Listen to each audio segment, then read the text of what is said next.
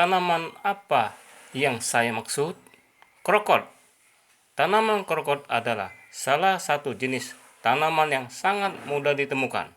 Meski demikian, siapa sangka tanaman ini memiliki manfaat kesehatan yang luar biasa untuk meringankan pembengkakan dan rasa sakit.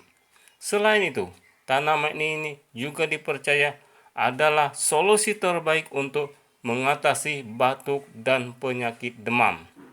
Sebelumnya, bagi sahabat-sahabat EBA TV yang baru saja mampir di channel ini, yang belum subscribe untuk segera klik subscribe dan langsung tekan tanda loncengnya. Lalu like dan share ke teman medsos kalian. Terima kasih. Penelitian mengungkapkan kandungan protein dalam krokot adalah 3,1% lebih tinggi dari buah-buahan dan sayuran, bahkan 5 kali lipat daripada labu.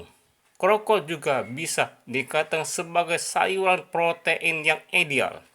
Selain kaya akan kandungan protein, krokot juga kaya akan vitamin C dan vitamin E yang lebih tinggi dari rata-rata sayuran, serta kandungan karoten tinggi dari krokot sekitar 42 mg per kilogram. Angka tersebut 10 kali lebih tinggi dari bayam. Uniknya, tanaman ini bahkan termasuk dalam menu Olimpiade Beijing pada tahun 2008. Nah, karena kandungan yang begitu luar biasa dari tanaman ini, maka Anda bisa mengonsumsinya, namun harus melalui proses yang benar. Metode pemrosesan krokot dijelaskan secara rinci. Tanaman ini dipanen saat musim panas dan musim gugur.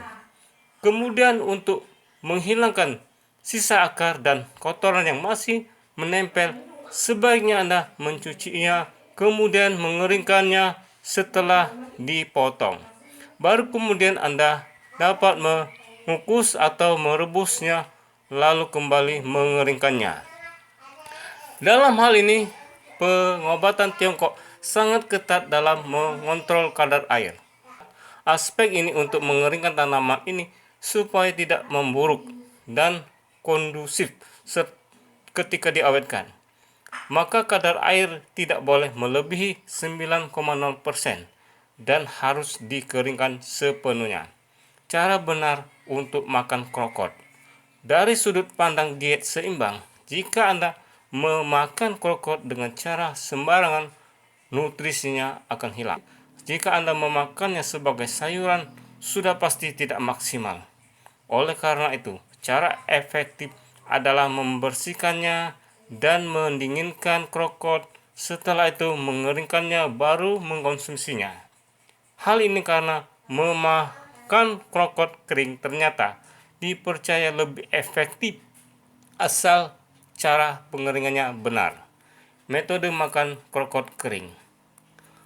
Mengeringkannya sebagai hidangan adalah cara paling efektif. Anda harus menyantapnya dengan lembut.